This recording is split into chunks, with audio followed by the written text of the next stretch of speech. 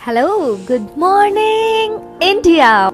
Daily current affair show सुबह 8 बजे। Railway की रीजनिंग सुबह 10 बजे। मैथ्स मैजिक सुबह 11 बजे। जनरल साइंस दोपहर 12 बजे। Monday to Friday back to back classes live from studio. आज ही सब्सक्राइब करें वाईफाई स्टडी चैनल को। Hello friends, welcome to WiFi study changing the way of learning. मैं विवेक एक बार फिर से आप सभी के साथ हूं। आरआरबी, एएलपी, ग्रुप डी और अन्य जितने भी एग्जाम होते हैं उनके लिए स्पीड टेस्ट लेकर, जैसा कि आप ही लोगों ने सुझाव दिया था, तो आपके सुझाव को तो हम हमेशा मान के चलते हैं। तो फिजिक्स, केमिस्ट्री, मैथ के मैथ कहां से आ गया, पीसीएम से था ना, तो इसलिए मैथ याद आ जाता है। फिजिक्स, केमिस्ट्री, बायोलॉजी के मिक्स क्वेश्चन है। नंबर ऑफ क्वेश्चंस 20 हैं, समझ रहे हैं। क्वेश्चंस कितने हैं? 20। टाइम भी मैं आपको 1-1 मिनट दे रहा हूं एक क्वेश्चन पे। थोड़ी मेहरबानी कर दे रहा हूं, दया कर दे रहा हूं। आज 30 सेकंड देने का मन था, पर पहला मिक्स स्पीड टेस्ट है, तो मैं आपको 1 मिनट दूंगा। राइट आंसर के 1 नंबर होंगे मेरे टेस्ट में, सही आंसर का 1 नंबर। गलत करोगे तो ईमानदारी से 0.25 मतलब 1/4 नंबर कम हो जाएगा। समझ में आ रही है? फिजिक्स, केमिस्ट्री, बायो तीनों के मिक्स क्वेश्चन है। अब मेरी अच्छे से एक और घटना वाली मेरी बात सुनो। दूसरी मेरी बात क्या है कि अब ये बताओ कि मैं चाह रहा हूं कि टाइमर लगा के 1 मिनट आपको क्वेश्चन दिखाई दे। बात समझ में आ रही है? 1 मिनट क्या दिखाई दे? क्वेश्चन, और उसके बाद में मैं उसका सॉल्यूशन दे दूं, जिससे समय की बचत भी होगी और सॉल्यूशन भी आपको साथ साथ मिलते चलेंगे। कॉपी में नोट करना आंसर को, कॉपी में नोट करना आंसर, जिससे कि आपके कितने गलत सही हुए हैं वो सब आप बता सको। समझ में आ रही है? ये तरीका ठीक है ना? Good morning, welcome. 12 बजे होती है, लेकिन आज 10 बजे होगी क्योंकि स्पीड टेस्ट था, कल बता के चला था। तो जो रेगुलर और अच्छे बच्चे हैं उन्हें पता होगा। समझ में आ रही है ना बच्चा? ये तरीका ठीक है ना? हाँ, नहीं अटेम्प्ट नहीं करोगे तो कोई नंबर नहीं मिलेगा, ना कटेगा ना नंबर मिलेंगे। क्लियर है? कॉपी में नोट करना। 1 मिनट आपको क्वेश्चन दिखाई देगा टाइमर के साथ, फिर विवेक जी उसका सॉल्यूशन देंगे आपको। क्लियर है? फिर आपके लिए 12 बजे आरपीएफ का नोटिफिकेशन लेकर आ रहे हैं, जबरदस्त, उसमें भी आइएगा। ठीक है बच्चा लोग, स्टार्ट करें। लास्ट में नहीं सॉल्यूशन, बहुत ज्यादा दिक्कत हो जाएगी, फिर क्वेश्चन दिखाने पड़ेंगे मुझे बार बार, फिर आपको आंसर। तो बताओ लास्ट में चाहिए या शुरू, मतलब साथ साथ? तो लिखो साथ साथ या लास्ट में, फटाफट से करके बता दो। Okay, good. अरे टीटू को छोड़ दे भैया, टेस्ट पे ध्यान दे ले। शाबाश। हाँ ठीक है ना, जल्दी करो। ऑनेस्टी से बाबू, ऑनेस्टी से। साथ साथ इस शब्द में तो ताकत ही अलग है। साथ साथ है ना? बहुत अच्छे, साथ साथ।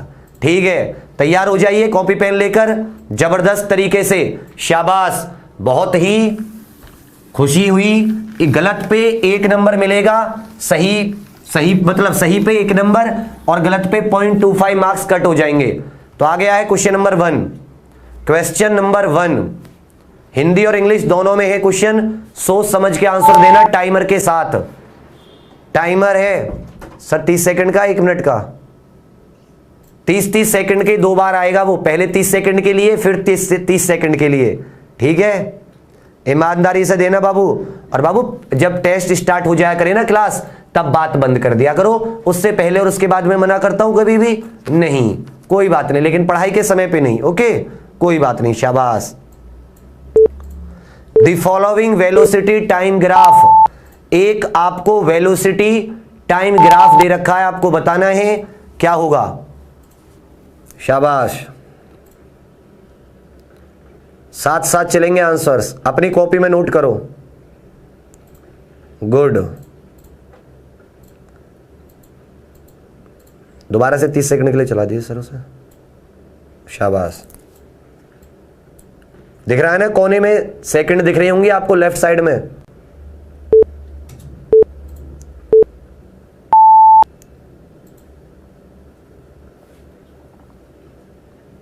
हो गया वहां से एंड? अच्छा, गुड। तो अब आ जाता है सॉल्यूशन।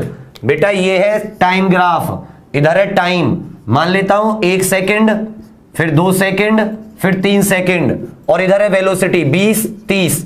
1 सेकेंड पे भी 30 मीटर पर सेकेंड है वेलोसिटी, 2 पे भी 30 मीटर पर सेकेंड है, 3 पे भी 4 पे भी। तो क्या मिल रही है आपको? ये क्या है? ये वेलोसिटी कैसी है? कांस्टेंट वेलोसिटी है। कैसी वेलोसिटी है? कांस्टेंट। ठीक है, तो क्वेश्चन नंबर 1 का आंसर हो जाएगा ए, कांस्टेंट वेलोसिटी है। 1 सेकंड पे भी 30 मीटर पर सेकंड, 2 के बाद में भी, 3 के बाद में भी, 4 सेकंड पे भी लगातार सेम वेलोसिटी है।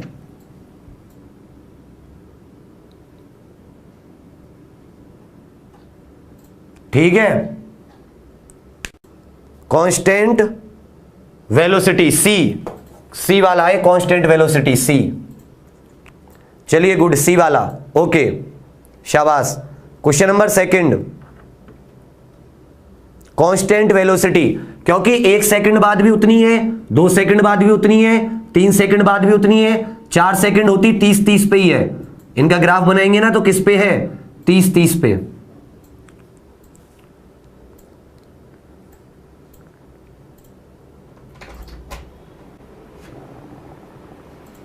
शाबाश, क्वेश्चन नंबर 2 लग गया सर?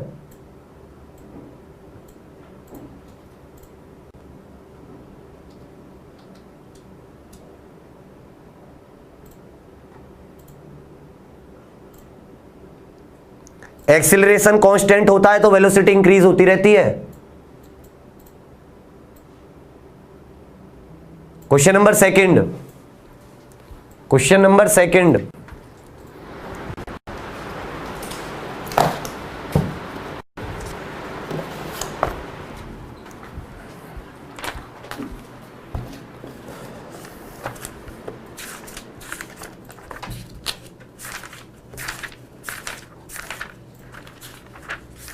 इसमें यार कुछ गड़बड़ हो रही है ना। Which of the following force is responsible बताना है, इजी क्वेश्चन है ये भी।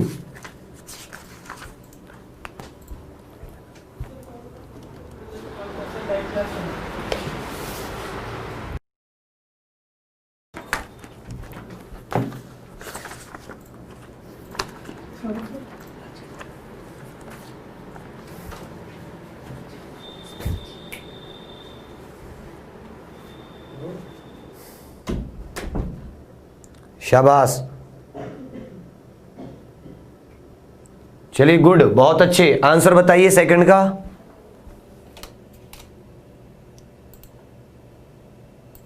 गुड गुड गुड, ठीक है। उसकी कांस्टेंट वेलोसिटी मतलब जीरो एक्सेलरेशन, थोड़ा दिमाग लगाया करो।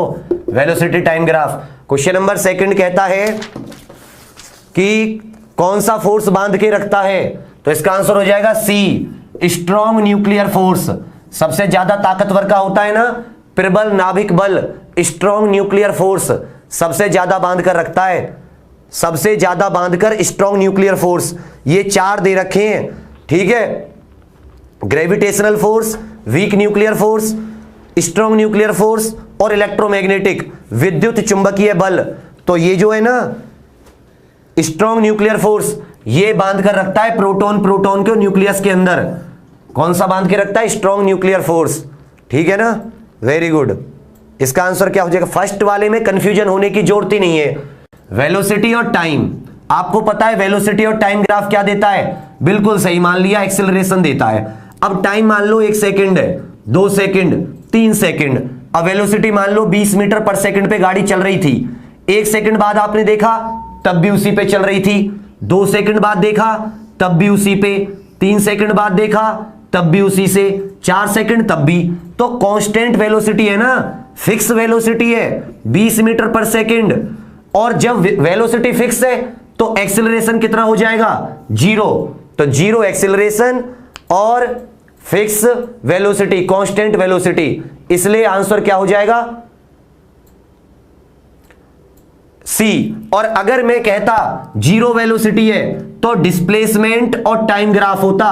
अब 1 सेकंड बाद भी गाड़ी 20 मीटर पे खड़ी है, 2 सेकंड बाद भी 20 मीटर पे खड़ी है, तब मैं कहता जीरो वेलोसिटी है। मतलब ऑब्जेक्ट कैसी है, रेस्ट में। मेरे पढ़ाने का क्या फायदा हुआ अगर मैं यही नहीं समझा पाया आपको। समझ रहे हो ना, वो होता है जिसके लिए आप रेस्ट बता रहे थे, जीरो वेलोसिटी। इसमें zero acceleration, constant velocity. Question number 3, वही तो मैं बता रहा हूं, एक्सेलरेशन जीरो, वेलोसिटी कांस्टेंट। अच्छे से समझाया है, जीरो कांस्टेंट होता है। ऐसे कहां तुम मतलब दिमाग लगा के आ रहे हो।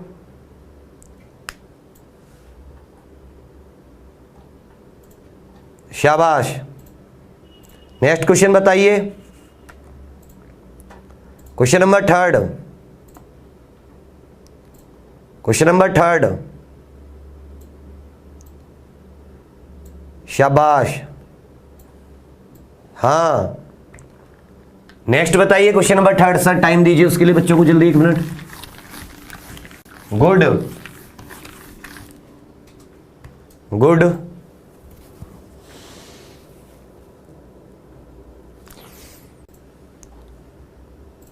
शाबाश।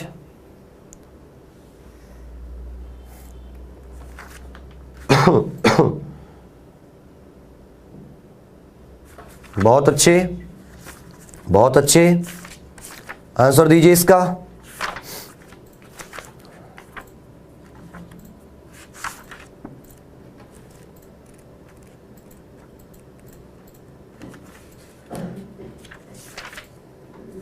बहुत अच्छे।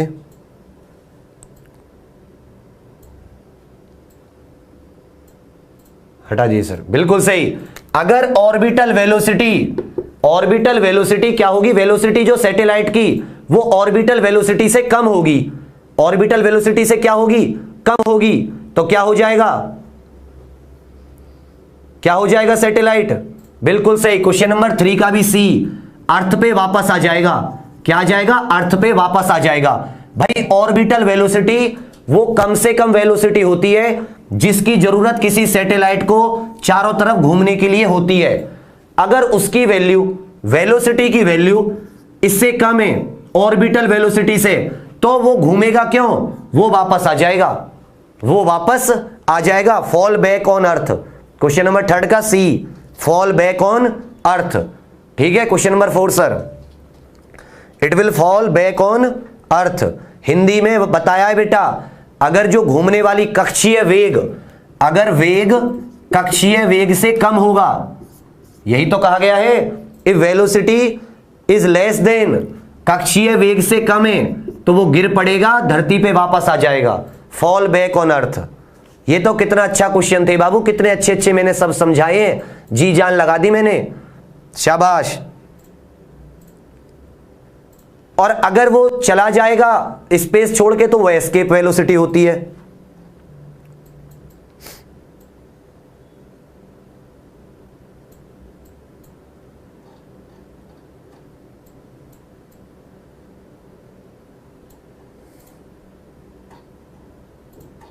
शाबाश। इसमें लेस देन वाला साइन लगा लेना। शाबाश। Centre of mass of a uniform, centre of mass of a uniform, बिल्कुल सही। Centre of mass of a uniform rod, अगर एक बिल्कुल रेगुलर रॉड है तो उसका सेंटर ऑफ मास कहां होगा।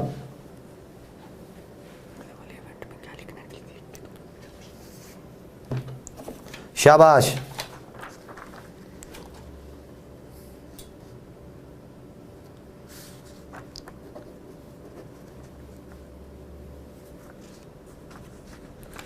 बिल्कुल सही। शाबाश, बहुत अच्छे से आंसर कर रहे हैं आप लोग। किसमें सर ने बना रखा उसका वो थंबनेल, देखो मेन पे। शाबाश, बिल्कुल सही।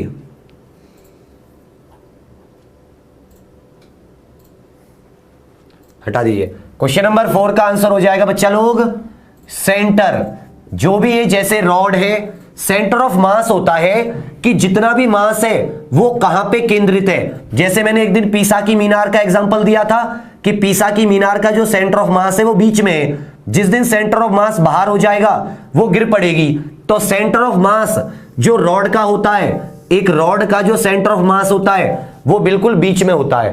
कहां पे होता है? बीच में। स्नैप पे है, ये कह रहा हूं मैं, वो कहां पे होता है? बीच में होता है। ठीक है। इसी तरह अगर कोई हॉलो स्फीयर है, कोई गोल खोखला स्फीयर वक्र, तो उसका भी बीच में होता है।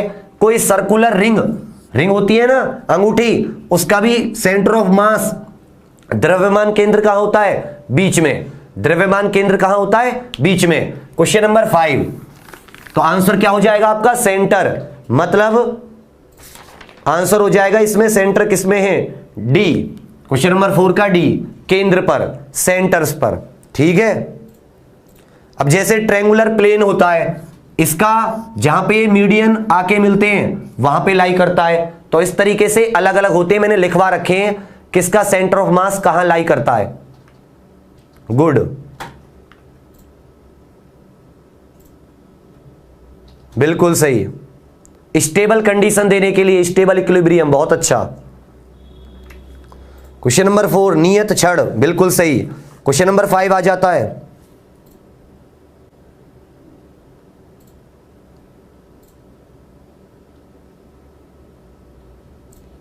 नहीं लगा है कुछ? गुड गुड बेटा, आ रहे हैं। इतने ज्यादा परेशान क्यों हो जाते हो?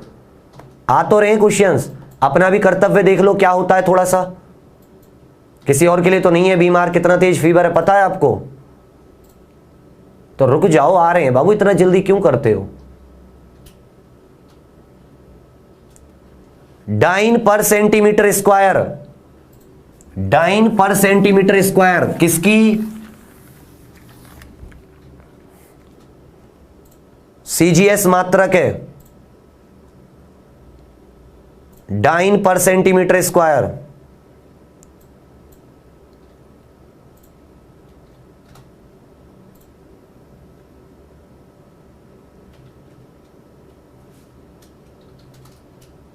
बिल्कुल सही। डाइन बताइए।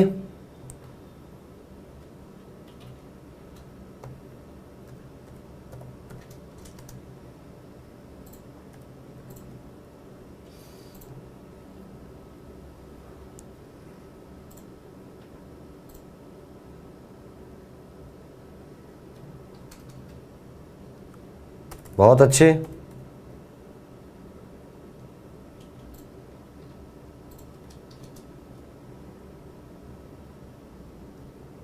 गुड, हटा दीजिए सर। कर गए ना इसमें भी गलतियां? कितने लोग गलतियां कर गए?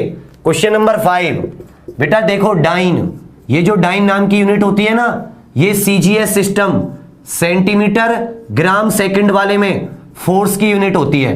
किसकी यूनिट होती है? बल की। और पर सेंटीमीटर स्क्वायर किसकी यूनिट होती है? एरिया की। और आपको पता है फोर्स अपॉन एरिया क्या होता है? फोर्स अपॉन एरिया क्या होता है? प्रेशर। फोर्स अपॉन एरिया क्या होता है? प्रेशर। बेटा 1 डाइन होता है 10 to the power -5 newton. 10 to the power -5 newton बहुत ही छोटी यूनिट होती है। और आपको पता है फोर्स अपॉन एरिया, क्योंकि एरिया को स्क्वायर में नापते हैं ना, सेंटीमीटर स्क्वायर, तो फोर्स अपॉन एरिया क्या होता है? प्रेशर। क्वेश्चन नंबर 5 का डी। Next question sir.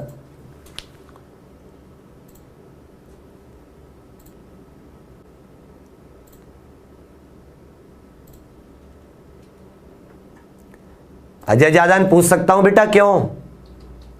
कारण भी तो होगा कुछ।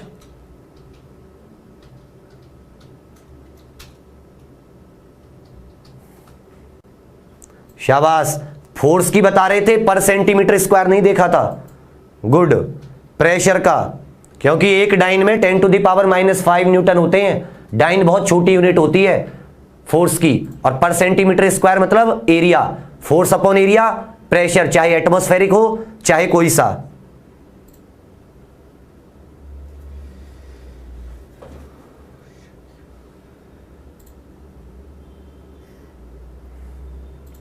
गुड।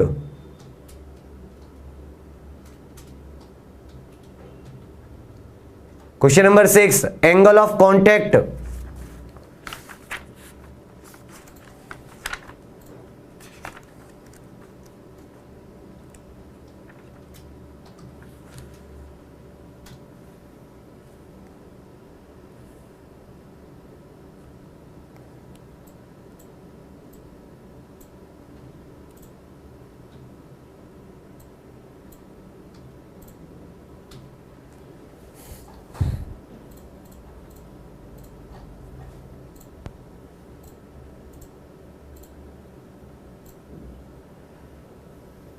बिल्कुल सही।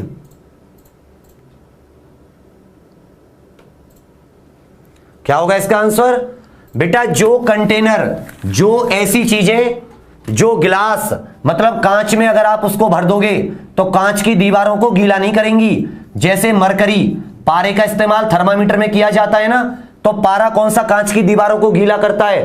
तो जो वेट नहीं करती, गीला नहीं करती, उनके लिए एंगल ऑफ कांटेक्ट जो होता है ये ग्रेटर देन 90 डिग्री होता है। और ग्रेटर देन 90 डिग्री वाले एंगल को क्या कहा जाता है? Obtuse angle. क्या कहा जाता है? ऑब्ट्यूज एंगल या अधिक कोण। क्या कहा जाता है? अधिक कोण कहा जाता है। ओके, अधिक कोण। बेटा 12 बजे आपकी आरपीएफ का नोटिस, 11 बजे आरपीएफ का नोटिफिकेशन है, 11 बजे, 12 नहीं 11 बजे। ये मैंने अच्छे से पढ़ाया है, समझ में आ रहा है आपको? इसलिए मैं चाहूंगा कि आप सही आंसर करें। और ये लेवल के क्वेश्चंस हैं। अधिक कोण 90 डिग्री, चिपकने वाले लेस देन 90 डिग्री, जो चिपक जाते हैं, जैसे पानी गीला कर देता है ना दीवार को। सर हटाए नहीं क्वेश्चन नंबर 6 आपने? और जो अच्छे से करके आया होगा रिवीजन, उसी के सही होंगे। बाकी मैं क्या कह सकता हूं? इधर तो नहीं दिख रहा, हटा हुआ। शाबाश, ठीक है। ग्रेटर देन 90 होता है ऑब्ट्यूज एंगल, अधिक कोण, और पानी के लिए कम। जब एक्यूट होगा तब ये वेट करेगा, गीला करेगा, जैसे पानी वाले केस में। और जैसे वाटर और सिल्वर, ऐसे केस में ये इक्वल टू 90 होगा।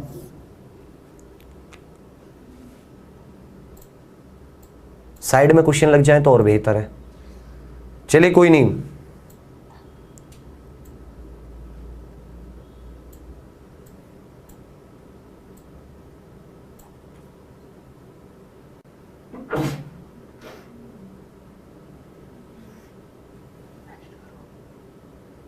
शाबाश शाबाश, बताइए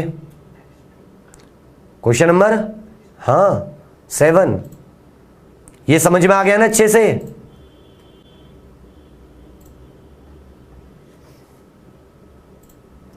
हाँ बेटा, आरपीएफ के बारे में 11 बजे नोटिफिकेशन आएगा।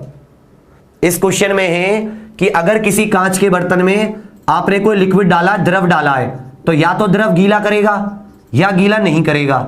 ठीक है, तो गीला करेगा तो एंगल होता है 90 डिग्री, एंगल ऑफ कांटेक्ट इस द्रव का और ग्लास का। और अगर शेप कैसी हो जाती है? इस तरीके की। गीला करेगा तो किस तरीके की हो जाएगी? इस तरीके की। ये होते एंगल ऑफ कांटेक्ट वगैरह जो होते हैं। क्वेश्चन नंबर 7, इसमें वेलोसिटी, हिंदी में नहीं है ये क्वेश्चन, इसमें आपको वेग पता करना है। Find the velocity. आपको तरंग धैर्य और फ्रीक्वेंसी, आवृत्ति दे रखी है। तरंग धैर्य और आवृत्ति दे रखी है। लैम्डा दे रखा है आपको 20 मीटर, और फ्रीक्वेंसी दे रखी है आपको 150 इंटू 10⁵ हर्ट्ज। आपको वेग पता करना है। वेग माने वेलोसिटी। वेलोसिटी पता करनी है आपको, वेग, ये आपको पता करना है।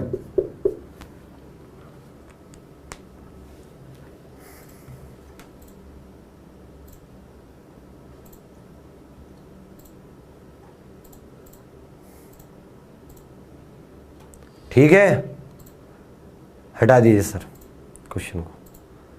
शाबाश, बिल्कुल सही।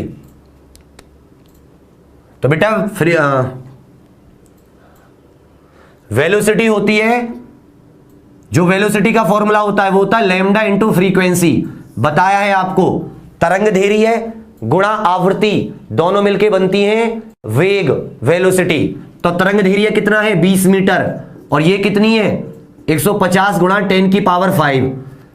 15 दूनी 30, और 1 2 2 0 10⁵। ये 3 जीरो यहां से हटा के इस पे लगा दूं तो ये हो जाएगा 3 बढ़ जाएंगी भाई, 3 जीरो इसके साथ और आ जाएंगी तो 10⁸, तो 3 इंटू 10⁸ मीटर पर सेकेंड। आंसर क्या हो जाएगा आपका? 3 इंटू 10⁻, क्वेश्चन नंबर 7 का सी, 3 इंटू 10⁸ मीटर पर सेकेंड। स्पीड ऑफ लाइट, अगर तरंग धैर्य 20 मीटर है और ये फ्रीक्वेंसी इतनी दे रखी है, तो तो आप 500 निकाल दोगे। वेलोसिटी होती है तरंग दैर्घ्य है गुणा आवृत्ति, lambda into frequency. Next question sir, बिल्कुल सही, 3 × 10⁸ अच्छा क्वेश्चन था। Speed of light, speed of light 3 × 10⁸ metre पर second. Good, option number C.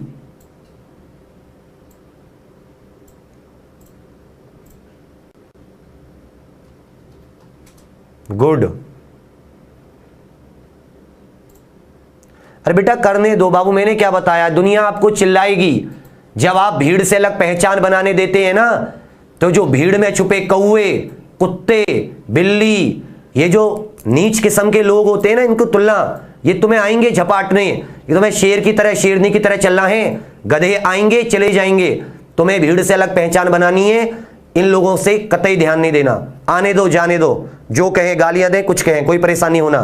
Find the total resistance, आपको टोटल रेसिस्टेंस बताना है इस सर्किट में। अच्छा क्वेश्चन है, टोटल रेसिस्टेंस, टोटल रेसिस्टेंस बताना है।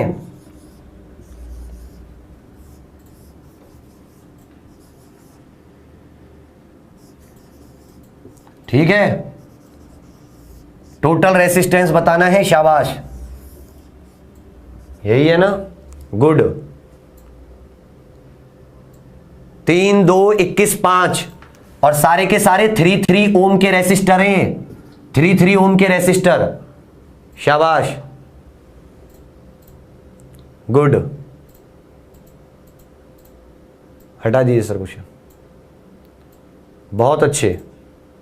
तो देखो बेटा क्वेश्चन नंबर 8, ये तीनों कैसे हैं एक दूसरे के साथ पैरेलल में, याद है ना, समांतर। और समांतर के लिए क्या करते हो, एक दूसरे का रेसिप्रोकल करते हो। तो 1/3 का इनका एलसीएम कितना आया, 3, 1 + 1 + 1 3/3। मतलब जब इनका समांतर आप निकालोगे तो टोटल कितना आ गया, 1 ओम। मतलब ये टोटल मिलके कितना हो गया, 1 ओम। इसी तरह ये भी 3 है, इसका भी कितना हो जाएगा, 1 ओम। अब देखो ये पूरा का पूरा 1 ओम, ये पूरा का पूरा 1 ओम, और यहां पे कितना था हमारे पास, 1 ओम का रेसिस्टर, 3 ओम का रेसिस्टर। कितने ओम का रेसिस्टर, 3 ओम। जब हमने बच्चा इसका पूरे का निकाला तो हमारे पास 1 ओम आया, इसका निकाला तो 1 ओम आया। फिर हमने रिजल्टेंट डायग्राम देखा तो हमारे पास क्या बन गया, 1 2 3, ये तीनों के तीनों सीरीज में है ना। तो हमारा रिजल्टेंट कितना हो गया, 1 + 1 + 3 = 5 ohm. Answer number D, question number 8 का डी, 5 ओम। क्लियर है ना, बिल्कुल सही, 5 ओम। ये तीनों पैरेलल में हैं, ये तीनों पैरेलल में हैं। और जब इन दोनों का आपने रिजल्टेंट ओरिजिनल निकाला टोटल तो 1 1 आया, क्योंकि आपको पैरेलल में रेसिप्रोकल करना पड़ता है। और फिर आपने उनको देखा कि तीनों सीरीज में आ गए तो ऐड कर दिया। Question number next sir, question number 9। अगले वाला देखना चाहिए था बाबू, 3 ओम था, ये दोनों पैरेलल में हैं, फिर ये सीरीज में, तो इनको सीरीज में बना के लगा के निकाल दिया। ये क्वेश्चन मैंने कई सारे कराए हैं आपको पहले भी, ये क्वेश्चन कई सारे कराए हैं। गुड, क्वेश्चन गलत नहीं है। 1/3 1/3 देख लो, ये तीनों पैरेलल में है, 1 हो जाएगा, ये पैरेलल में 1 हो जाएगा। नहीं आता तो ऐसे लगता है, ऐसे लगते हैं बेटा, रॉन्ग क्वेश्चन ही लगते हैं, रॉन्ग क्वेश्चन है ये दोनों पैरेलल में। इसको निकाला 1/3 1/3 1 आया, इसको निकाला इसका 1 आया, फिर देखा ये तीनों के तीनों रिजल्टेंट सीरीज में हो गए। वाह भाई वाह, आंसर ना आया तो क्वेश्चन ही रॉन्ग बता दिया। क्वेश्चन नंबर 9 सर, ये तो हो गया क्वेश्चन नंबर 9। क्वेश्चन नंबर 8 और 9 एक जैसे हैं क्या,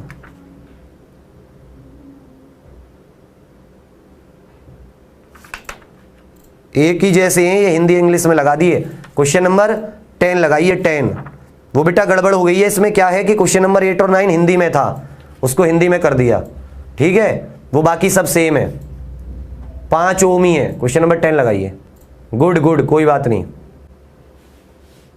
ये रिपीट कर दिया है क्वेश्चन, बाकी है इसका भी आंसर 5 ओम।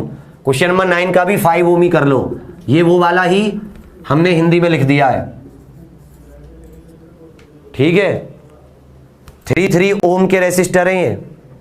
सेम क्वेश्चन है बच्चा, सेम क्वेश्चन, कोई बात नहीं। 30 नहीं है, 3 ओम है, OHM लिख दिया है, OHM लिख दिया बच्चा, 3 ओम। वहां पे मैंने साइन बनाया था ओम का, ओमेगा। क्वेश्चन नंबर 10 बताओ, magnification produce by a convex mirror. याद रखना, convex mirror, magnification produce by a convex mirror. Convex mirror का मैग्निफिकेशन कितना होता है? शाबाश। अरे 30 नहीं है वो, 3 ओम है, OHM। अरे तुम कैसे करोगे, मेरी समझ में नहीं आ रहा, आंखें धोखा खा रही हैं तुम्हारी अभी से, 20-22 साल की एज में। शाबाश, हटा दो सर। तो बेटा देखो, कॉन्वेक्स मिरर याद है ना, इस तरीके का वाला जो होता था, ये हमेशा अपनी से छोटी इमेज बताता है। ऑब्जेक्ट से हमेशा छोटी इमेज बनती है, ऑब्जेक्ट से हमेशा छोटी। और जब इमेज छोटी बनेगी तो मैग्निफिकेशन हमेशा 1 से कम होगा, ऑलवेज लेस देन 1। और जब अपनी से बड़ी इमेज बनाएगा, जैसे कॉन्केव बनाता था, तो उसमें 1 भी हो सकता था, और लेस देन 1 भी हो सकता था, और ग्रेटर देन 1 भी हो सकता था। तीनों के तीनों हो सकते थे कॉन्केव मिरर के केस में। लेकिन जो कॉन्वेक्स की बात कर दी, उत्तल दर्पण की, तो हमेशा 1 से कम होगा, हमेशा 1 से कम, हमेशा 1 से कम। सही है ना? अरे 3 ओम लिखा हुआ है बेटा, 3 ओम। फिर से दिखा दूंगा तो तुम लोग कहोगे HM लिखूंगा या OHM लिखूंगा। शाबाश, गलती और नहीं मानते हो। अब तो 3-4 महीने हो गए राइटिंग देखते देखते, अब भी तुम लोग उससे परिपक्व नहीं होगे, कैसे होगा? नेक्स्ट क्वेश्चन लगाइए सर, क्वेश्चन नंबर 11। बहुत अच्छे। अरे बेटा ये है कॉन्वेक्स, नीचे है कॉन्केव, ठीक है। उसका अलग बताया है, उसका अलग बताया है। उत्तल दर्पण, इतने इजी क्वेश्चन ही आएंगे, इन्हीं को कर लो सही। इजी लग रहे हैं? अभी एंगल ऑफ कांटेक्ट वगैरह आए थे तो देख के आंखें फट गई थी। 3 को 30 देख रहे थे, कैसे चलेगा काम? बेटा आंखों में प्रॉब्लम है, क्लियर स्क्रीन नहीं दिख रहा था, कुछ गड़बड़ है, चेक कराओ। अरे नहीं लगाया क्या क्वेश्चन? क्वेश्चन नंबर 11 बताइए।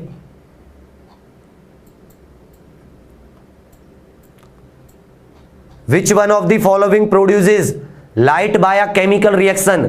इनमें से किसके अंदर जो रोशनी है वो केमिकल रिएक्शन से आती है, रासायनिक अभिक्रिया द्वारा। रासायनिक अभिक्रिया द्वारा किसके अंदर आती है? Moon, electric bulb, lighting, lighting समझते हो ना, आसमान में जो रोशनी पड़ती है, या सन, सूरज के अंदर, किसके अंदर? हटा दीजिए सर क्वेश्चन।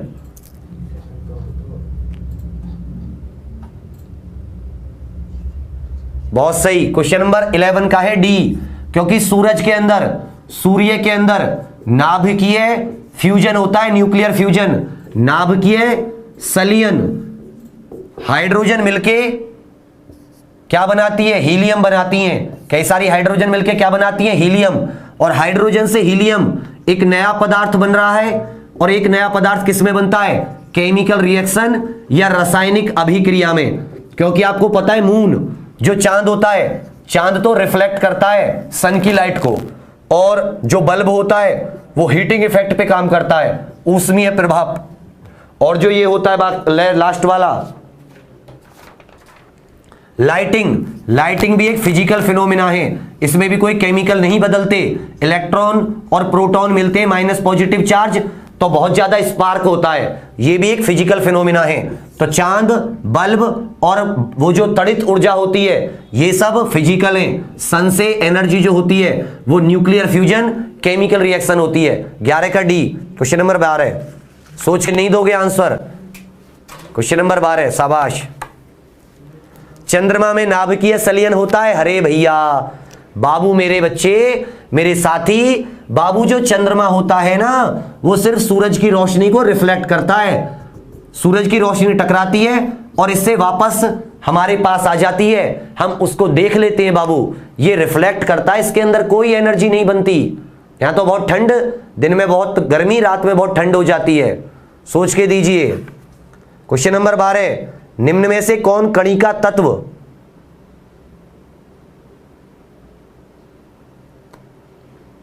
कणिका तत्व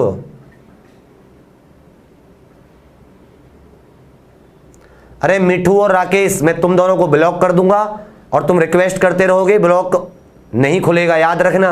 पढ़ाई करते समय 100 बार समझा दिया, या तो तमीज से पढ़ाई कीजिए वरना समय बर्बाद करने की जरूरत नहीं है। कौन सा पार्टिकुलेट मैटर होते हैं छोटे छोटे, PM 2.5, PM 10, ये माइक्रोन सेंटीमीटर के होते हैं। जैसे आपने छोटे छोटे धूल के कण देखे होंगे ना, उसको बोलते हैं कणिका तत्व। कौन सा नहीं करता इसमें से? तो बिल्कुल सही, क्वेश्चन नंबर 12 हटा दीजिए सर, शाबाश। तो बेटा सीमेंट वाला भी करता, आपको पता है सीमेंट से भी धूल निकलती है, सीमेंट से धूल निकलती है ना मोटी मोटी। जैविक ईंधन का अपूर्ण दहन, अगर आप फोसिल फ्यूल जलाओगे तो उसमें से भी निकलेंगे, फ्यूल में से भी निकलते हैं। कोयले की माइनिंग, कोयले की खदानों से भी क्या निकलती है? कोयले से भी निकलती है। अगर आप सिंचाई कर रहे हो, खेत में पानी दे रहे हो, तो कौन सी धूल उड़ रही है? कौन से कणिका तत्व आ रहे हैं? कितना अच्छा क्वेश्चन है दिमाग का, बी वाला आंसर। क्वेश्चन नंबर 12 का क्या हो जाएगा? B, irrigation. क्वेश्चन नंबर 12 का बी, इरिगेशन। क्वेश्चन नंबर 13, बहुत अच्छे। क्वेश्चन नंबर 13, बहुत शाबाश, शाबाश।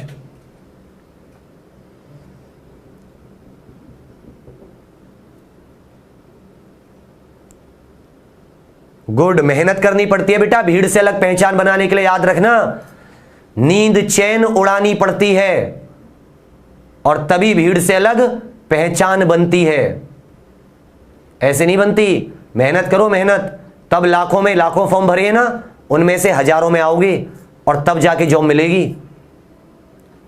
सूची का मिलान करो, ये हिंदी में है, इसकी इंग्लिश अगली बार लगा दूंगा। रुक जाओ, भी हिंदी में दे लो, फिर इंग्लिश वाला दे दूंगा इसका। सर इस इंग्लिश वाले को भी लगा दीजिएगा। अभी हिंदी में है, अभी इंग्लिश में कर लो। Copper sulphate, sodium chloride, calcium sulphate, mercurous chloride. Mercurous chloride, तो कॉपर सल्फेट को बोलते हैं नीला थोथा, बोलते हैं ना ब्लू विट्रॉइल। सोडियम क्लोराइड साधारण नमक, कैल्शियम सल्फेट जिप्सम, और मर्क्यूरस क्लोराइड को बोलते हैं कैलोमल। हटा के इंग्लिश लगा दीजिए सर इसकी। अब इंग्लिश में है बेटा, कोई बात नहीं। तो ए का हो जाएगा और बी का हो जाएगा, सी का हो जाएगा और डी का हो जाएगा। शाबाश शाबाश, आंसर दीजिए क्या होगा क्वेश्चन नंबर 13 का? हटा दीजिए सर, क्वेश्चन नंबर 13 का होगा बी। जो ये कॉपर सल्फेट होती है इसको क्या बोलते हैं? ब्लू विट्रॉइल, नीला थोथा, और इसका आंसर हो जाएगा बी, 4 1 2 3। जो सोडियम क्लोराइड होती है NaCl, नमक बोलते हैं ना, साधारण नमक, नॉर्मल सॉल्ट या टेबल सॉल्ट। फिर होता है कैल्शियम सल्फेट, CaSO4, जिप्सम बोलते हैं ना, जिप्सम। और आगे दे रखा है मर्क्यूरस क्लोराइड, HgCl, क्या बोलते हैं? Calomel, calomel. तो आ जाएगा 4 1 2 3। बहुत अच्छा, क्वेश्चन नंबर 13 का बी। क्वेश्चन नंबर 14, जल्दी से सर 30 सेकंड दो। एक रिएक्शन आ रही है, बताना है कि ये जो रिएक्शन है वो कैसी है। जो रिएक्शन आपके सामने आ रही है वो रिएक्शन कैसी है?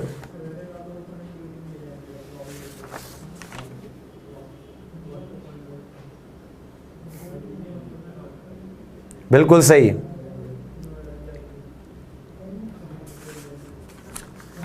दिखाई देगा बेटा। 2HCl प्लस MgOH का होल ट्वाइस। बताना है ये रिएक्शन क्या क्या है। अब कह रहे थे ना ऐसे क्वेश्चन आते हैं, तुम क्या सोच रहे हो तुमसे रॉकेट बनवाएंगे हैं? कैलोमल, अरे Hg के कंपाउंड पढ़ाए थे ना, मर्क्यूरस क्लोराइड के कंपाउंड। बताइए इसको क्या है ये? सर हिंदी भी लगा दीजिए इसकी। अरे यार, अरे यार कितना अच्छा क्वेश्चन था बेटा। इसकी हिंदी मैं बता दूंगा, कोई बात नहीं। क्वेश्चन नंबर 14 की इसमें पहला है विस्थापन, दूसरा है डबल विस्थापन, तीसरा है न्यूट्रलाइजेशन, उदासीन, न्यूट्रल करने वाली, और चौथी है कॉम्बिनेशन, किसी चीज को मिलाने वाली रिएक्शन। तो देखो 2HCl प्लस Mg का OH का होल ट्वाइस बन रहा होगा MgCl2 plus water, MgCl2 plus water. तो बेटा देखो, हाइड्रोजन ने, क्लोरीन ने पहले Mg के साथ पहला डिस्प्लेसमेंट, और ये वाली हाइड्रोजन इसके साथ, तो क्या बन गया पानी, और इन दोनों के मिलने से बन गया MgCl2। तो दो चीजें अलग अलग हट रही हैं। तो ये एक तो हो गई डबल डिस्प्लेसमेंट, क्या हो गई डबल डिस्प्लेसमेंट, डबल विस्थापन, दो बार विस्थापन हुआ है, डबल विस्थापन, डबल डिस्प्लेसमेंट। और दूसरी बात, इसमें न्यूट्रलाइजेशन भी हुआ है, क्योंकि ये एसिड है और ये बेस है, और एसिड और बेस क्या बनाते हैं, सॉल्ट बनाते हैं, और पानी बनता है, जल बनता है ना। तो सॉल्ट और जल बन गया, तो इसको न्यूट्रलाइजेशन भी कहते हैं। तीसरा वाला क्या कहते हैं, न्यूट्रलाइजेशन। तो ये दोनों हैं, न्यूट्रलाइजेशन उदासीन भी है जो न्यूट्रल करती है, और विस्थापन भी है। तो सेकंड और थर्ड किस में हो जाएंगे, बी वाले में। तो क्वेश्चन नंबर 14 का आंसर हो जाएगा बी। दोनों तरीके का काम कर रहे हैं इसमें, बहुत अच्छे। उदासीन या न्यूट्रलाइजेशन, ठीक है, क्योंकि जो सॉल्ट, ये एसिड है, इसने बेस को हटा दिया, इसने बेस और एसिड ने एक दूसरे के साथ रिएक्शन करके उदासीन कर दिया, एक दूसरे को न्यूट्रल कर दिया बच्चा। इसको बोलते हैं डबल डिस्प्लेसमेंट, पढ़ाया है मैंने। अब पता चलेगी कॉन्सेप्ट की बात। क्वेश्चन रटने से कुछ नहीं होता मेरे साथी, कॉन्सेप्ट करने जरूरी होते हैं, ये बताने का मेरा मकसद है। तो जो भी ध्यान नहीं दे रहे हैं वो कॉन्सेप्ट पे ध्यान दो। इन ग्लास का काम बताना है, कौन सा किस में काम आता है। कांच पढ़ाऊंगा 1-2 दिन बाद, लेकिन फिर भी थोड़ा सा मैंने कहीं ना कहीं बताया है, तो उसके हिसाब से बता दो। कांच का मैंने कहीं ना कहीं बताया है, तो बता दो इसका। कांच, बहुत अच्छे, वेरी गुड।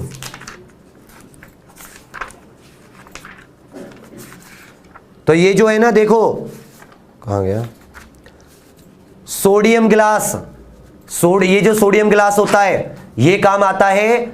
जो ये विंडो ग्लास होता है ना, सॉफ्ट ग्लास भी बोलते हैं इसको, सोडियम वाले ग्लास को बोलते हैं सॉफ्ट ग्लास। सोडियम वाला जो कांच होता है, इसको बोलते हैं सॉफ्ट कांच। क्वेश्चन नंबर 14 का, तो इसका आंसर हो जाएगा आपका B, flint, FLINT, flint glass, flint कांच। इसके बनते हैं क्योंकि इसका रिफ्रैक्टिव इंडेक्स हाई होता है। रिफ्रैक्टिव इंडेक्स क्या होता है, हाई, अपवर्तनांक। तो इसके लेंस वगैरह बनाने के काम आता है, ऑप्टिकल इंस्ट्रूमेंट। सोडियम वाले को बोलते हैं सॉफ्ट ग्लास, खिड़की वगैरह जो होती हैं ये बनती हैं, ठीक है। और ये जो होता है दूसरा वाला, हार्ड ग्लास, ठीक है, ये होता है जो बॉयलर वगैरह, टेस्ट ट्यूब होती है ना, गर्म चीजों को रखने वाली, वो टेस्ट ट्यूब बनती है। और क्वार्ट्ज ग्लास भी इंस्ट्रूमेंट बनाने के काम आता है, दूसरी तरीके के। तो इस सब में आपका आंसर क्या हो जाएगा, फ्लिंट। इसका अपवर्तनांक, रिफ्रैक्टिव इंडेक्स होता है ज्यादा, ठीक है, जिसकी वजह से लेंस वगैरह बनाने के काम आता है। या optical instrument, high refractive index होता है, बिल्कुल सही। हिंदी में भी आएंगे क्वेश्चंस, इंग्लिश में भी आएंगे। Next question, question number 16। हाँ, hard glass, test tube,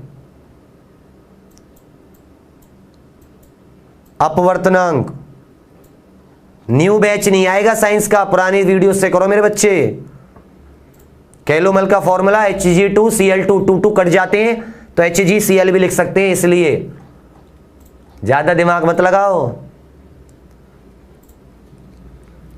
motivate, बेटा मोटिवेशन अंदर से आता है। अब्दुल कलाम जी को या दशरथ मां जी को किसी ने मोटिवेट नहीं किया था, खुद से जो सेल्फ मोटिवेट होता है, याद रखना, सिर्फ वही कुछ बनता है। क्वेश्चन नंबर 16, इसमें से आपको गलत बतानी है, कौन सी गलत हो सकती है। ये भी मैं कहीं ना कहीं पढ़ाया हूं, कहीं ना कहीं ये मैं पढ़ाया हूं, जब मैंने एक दिन आपको इंपॉर्टेंट कंपाउंड लिखवाए थे शुरुआत में, जब आप लोग मुझ पर हंसे थे। तो क्वेश्चन नंबर 16 का है कौन सी गलत है? तो मीथेन को मार्स गैस बोलते हैं, मीथेन को मार्स गैस बोलते हैं क्योंकि ये दलदल वगैरह में से निकलती है, ये बिल्कुल सही है। और ये चावल के खेत वगैरह में दलदल हो जाती है, वहां से भी निकलती है। बायोगैस ये गलत है, आंसर क्या हो जाएगा? बायोगैस, क्वेश्चन नंबर 16 का, क्योंकि बायोगैस में मीथेन पाई जाती है। बायोगैस में क्या पाई जाती है? Methane, hydrogen sulphide, carbon monoxide, hydrogen, इस तरह की गैस पाई जाती है। मीथेन CH4, ब्यूटेन नहीं पाई जाती, प्रोपेन नहीं पाई जाती। CNG सही है, CNG में भी मीथेन पाई जाती है। और जो LPG होती है ये भी सही है, LPG में ब्यूटेन होती है, प्रोपेन होती है। तो ऑप्शन नंबर बी इनकरेक्ट है, क्योंकि बायोगैस जो होती है गोबर गैस, इसमें मीथेन पाई जाती है, ना कि प्रोपेन। तो आंसर क्या हो जाएगा? बी। ये मैं कराया हूं क्वेश्चन नंबर 17।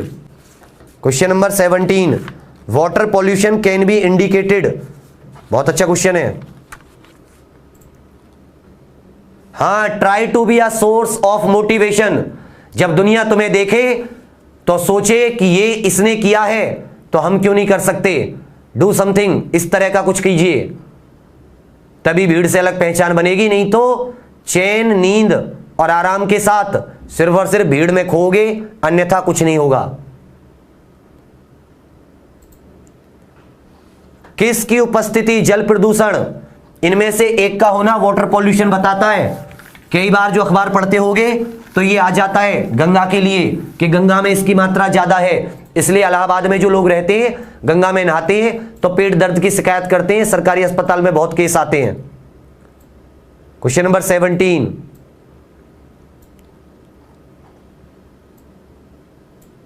किसकी उपस्थिति? बिल्कुल सही, हटा दीजिए सर। क्वेश्चन नंबर 17 में ये जो डी वाला है ना बेटा, ई कोलाई, ये एक बैक्टीरिया होता है। क्या होता है? ये बैक्टीरिया एक जीवाणु होता है, ई कोलाई, ठीक है। अगर ये पानी में ज्यादा है, एक लिमिट से ये पानी में ज्यादा है, तब वाटर पॉल्यूट होता है। तो गंगा जी के पानी में ई कोलाई बैक्टीरिया हमारे इंटेस्टाइन से निकलता है, जो हम मल मूत्र का त्याग करते हैं ना, उस मल में होता है ये ई कोलाई, ठीक है। तो इसकी ज्यादा मात्रा बताती है कि वाटर पॉल्यूटेड है, प्रदूषित है। तो क्वेश्चन नंबर अच्छे से लिख लो, एक होती है बायोलॉजिकल ऑक्सीजन डिमांड और एक ये ई कोलाई की मात्रा। इसके बारे में अच्छे से पढ़ा दूंगा, कोई दिक्कत नहीं है। ई कोलाई अभी समझ लो, ठीक है ना। हर जगह ई कोलाई बैक्टीरिया। 17 का डी, अरे डॉल्फिन का होना तो अच्छी बात है, क्लोरेला का भी होना, स्यूडोमोनास, इनसे कुछ फर्क नहीं है, ई कोलाई का होना। वेरी गुड, शाबाश।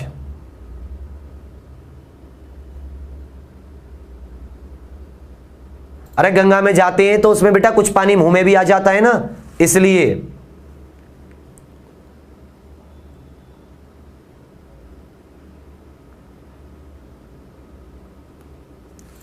हाँ बेटा, शाबाश।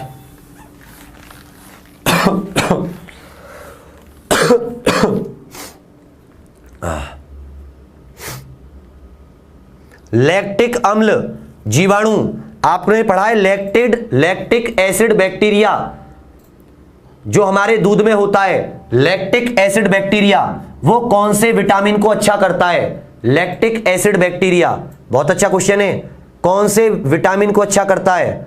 Lactic acid bacteria, BADC, lactic acid, शाबाश।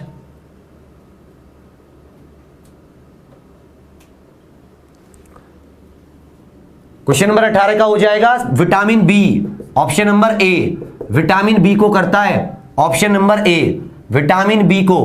विटामिन बी की कमी से होता है बेरी बेरी, अगर आप पॉलिश्ड बेरी बेरी रोग, इसकी कमी से अगर आप पॉलिश्ड राइस खाते हो, धुले हुए चावल, तो भी ये रोग होने का खतरा ज्यादा होता है। जो लैक्टिक एसिड बैक्टीरिया होता है ये विटामिन बी की मात्रा को अच्छा करता है। लिख लेना आज से ये विटामिन बी को, ना ए ना सी ना डी, विटामिन बी को, बेरी बेरी।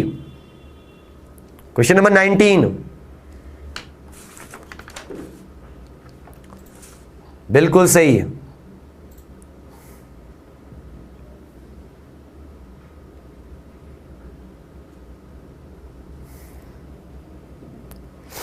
अच्छा सारे रॉन्ग बताऊं?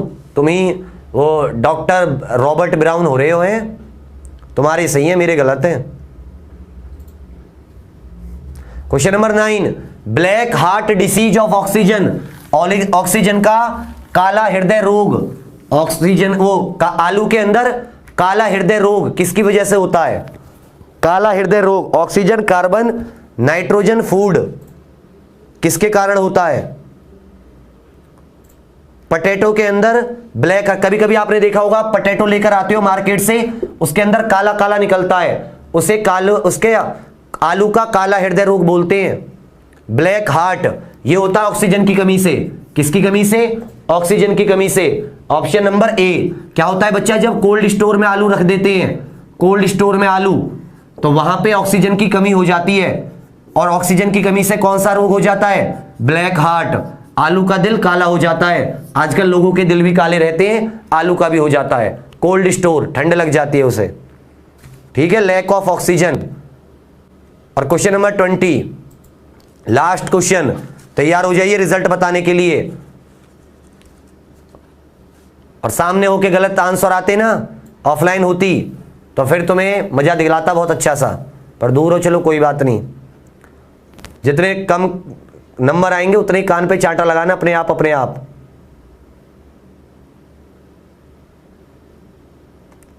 बेटा कांस्टेंट एक्सेलरेशन नहीं है, उसे देखना एक बार, मैंने पढ़ाया है, ग्राफ वाले में जाना, अच्छे से बताया है मैंने। Zero constant velocity, zero acceleration. अब बता दूंगा कैसे, ये भी बता दूंगा जीरो एक्सेलरेशन कैसे है।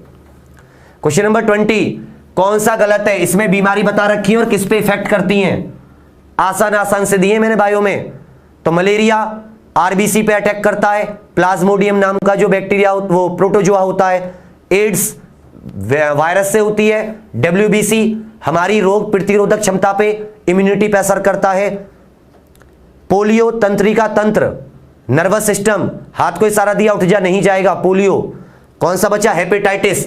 हेपेटाइटिस का जो वायरस होता है बेटा, हेपेटाइटिस ये वायरस की बीमारी है। किसकी है? वायरस डिसीज है, वायरल डिसीज। ये लिवर को असर करती है और इससे फिर जॉन्डिस वगैरह बहुत सारी बीमारियां हो जाती हैं। ये किस पे असर करती है? लिवर पे। तो आपका गलत कौन सा है? इनकरेक्टली मैच ए। समझ में आ रहा है? फटाफट से मुझे स्कोर कितना रहा कमेंट में करके बताइए, और लाइव के बाद में कमेंट कीजिएगा क्वेश्चन कैसे हैं, अच्छे हैं, बुरे हैं। और उसका एक क्वेश्चन का मैं बता दूं, देखो मेरी बात समझो। 1 सेकंड, 2 सेकंड, 3 सेकंड, 4 सेकंड ये टाइम है, ये वेलोसिटी है 20 मीटर पर सेकंड। ठीक है, अब एक्सेलरेशन क्या होता है? v minus you upon T. शुरुआत की वेलोसिटी कितनी है? 20 मीटर पर सेकंड। 4 सेकंड बाद में टाइम कितना हो गया? 4 सेकंड। तब भी फाइनल वेलोसिटी कितनी रही? 20 मीटर पर सेकंड।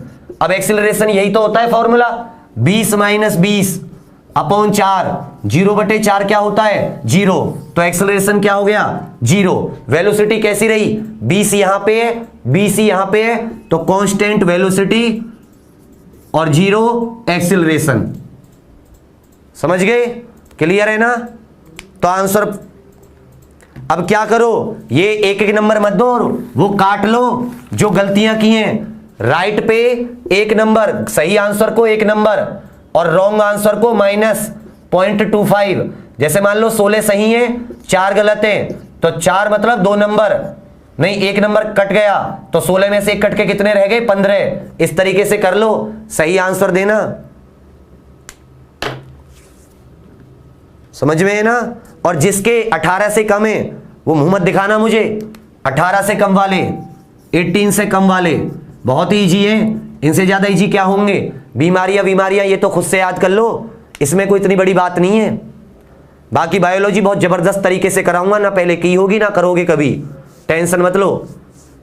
जैसे ये मजबूत हो गए, एक ही कमी आ रही है, रिवीजन नहीं कर रहे हो। ठीक है, समझ में आ रही है चीजें? अब काम कीजिएगा बच्चा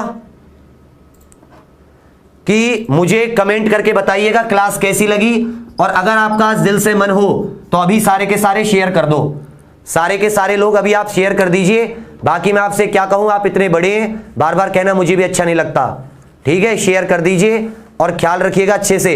अभी थोड़ी देर बाद 5 से 7 10 मिनट बाद आरपीएफ की नोटिफिकेशन आ रहा है, एसआई और कांस्टेबल का। तो अच्छे से आप मिलिएगा, उसमें अच्छे से सब कुछ बताऊंगा। क्लियर है बच्चा? मुझे कमेंट करके जरूर बताइएगा लाइव के बाद में, और शेयर कर दीजिएगा। बाकी आप वो नहीं करोगे जो दूसरा काम आप करते हो, वो मैं कहूंगा भी नहीं, क्योंकि सब ऊपर वाला देख रहा है। अगर तुम किसी के लिए कुछ नहीं करोगे तो बहुत दिक्कत हो जाएगी। रिवीजन कीजिए, रिवीजन, ये चीज याद रखिएगा, रिवीजन के बिना कुछ नहीं है। चलिए सर, और हाँ याद रखना कि यूं ही नहीं मिलती मंजिल राही को। कहते हैं ना, हमारे सामने तकलीफ है, समस्या है, पेपर है, बुखार है, पैसे नहीं है, गरीब है, यूं ही नहीं मिलती मंजिल राही को। जर्जर तपाना पड़ता है, हर एक कठिनाई को हटाना पड़ता है। ऐसे तो हजारों कठिनाई चिड़िया के सामने भी आती हैं। किसी ने उससे पूछा ये घोंसला कैसे बनता है, तो बोली तिनका तिनका उठाना पड़ता है, धूप बारिश सब में। तो मेहनत करो, मेहनत से मत डरो, रिवीजन करो दिन रात, और लाइक और शेयर कर दिया करो। ऊपर वाला देख रहा है, पाप लगता है बहुत ज्यादा, याद रखना। और मैं पहले बता चुका हूं, मेरे से बहुत ज्यादा लगता है, फिर कहीं को मुझे दोष दो। ओके, चलिए, जय हिंद। ख्याल रखिएगा, हेलमेट लगा के बाइक पे चलिएगा, क्योंकि पेपर आ रहे हैं बहुत सारे। चोट मत लगा लेना खुद को, और खुश रहना, अच्छे से खाना पीना अच्छा खाना, ठीक है। और गर्मी का मौसम आया है तो थोड़ा उसका भी ख्याल रखना। Thank you.